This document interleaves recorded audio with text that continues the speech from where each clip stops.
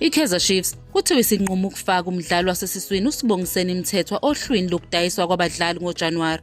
Umthetho ojoyina amakhosi ngenkontileka yeminyaka emithathu esuka kwiStellenbosch FC esikhathini esingangonyaka esedlule uthole kunzima ukuthola isikhathi sokudlala kuleli qembu laseNaturen.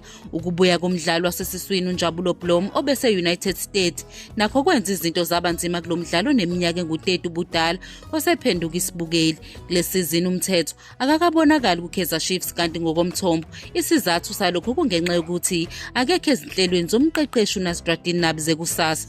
Sesithathiwe isinqumo sokunqamula ubudlelwano noMthetho, kodwa ngenxa yokuthi iqembu lakhokha imali eshisiwe kwiStellenbosch ngesikhathi limsayinisa ngonyaka odlule, ngeke limkhulule mahhala.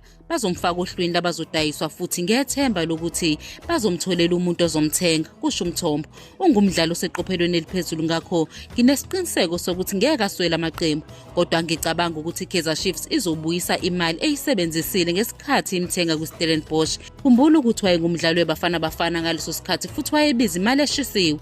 Umthetho usenenkontileka yokugijima kumakhosi ezophela ngoJuni 2026.